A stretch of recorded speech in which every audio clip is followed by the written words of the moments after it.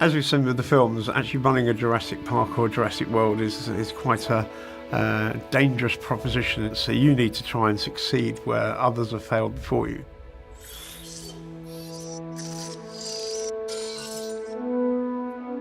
The player starts off with a few key buildings on an island which are going to teach you the basic tools of how to build and maintain your park.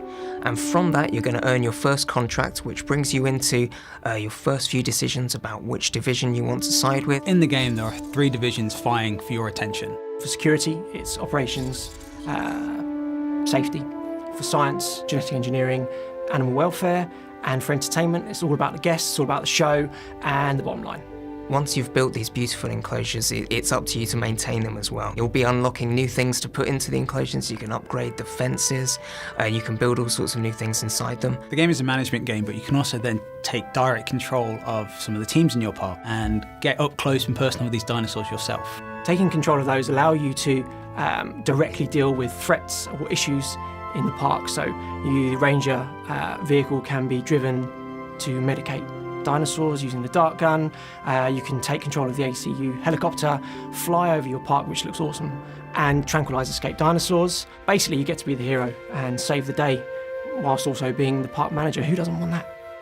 Management in Jurassic World Evolution it's the core pillar, making sure your guests are safe, making sure your dinosaurs are looked after, keeping an eye on the finances, doing all the research, doing all the the extraction, and of course this is across five different islands as well. As you start moving through the game and you start taking control of the park and you start thinking that you've dealt with your dinosaurs and you've dealt with your guests, the islands themselves are going to start throwing storms at you, and they're going to start damaging the park, and they're going to start getting dinosaurs to leave their enclosures, and it's going to cause you all kinds of trouble. So it's really up to the player to make sure they've got the correct things in place to deal with an event like that. Each of the islands that you manage within the 5 deaths has their own island rating, and that's the key progression sort of metric for progressing through the islands.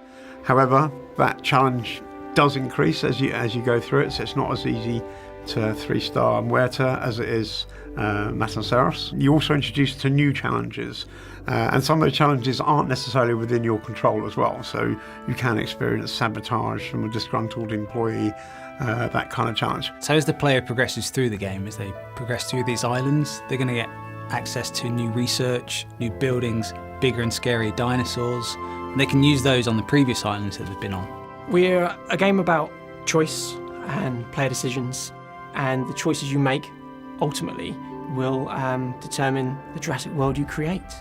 We're going to offer the players a sandbox mode so that they're able to take control of the Isla Nublar, which you'll recognise from the films. It's a big open space and a blank canvas for them to build whatever park they like. Cash isn't a restriction, but we do encourage you to play through the career mode as well, as that unlocks the dinosaurs and buildings and all the other aspects that you can then use in the sandbox in Isla Nublar. A number of players have been asking us, are we going to be doing anything to coincide with the film Jurassic World Fallen Kingdom? I can say that we are going to be doing a free update with content from the film inside Jurassic World Evolution. We're really excited to see players get their hands on it.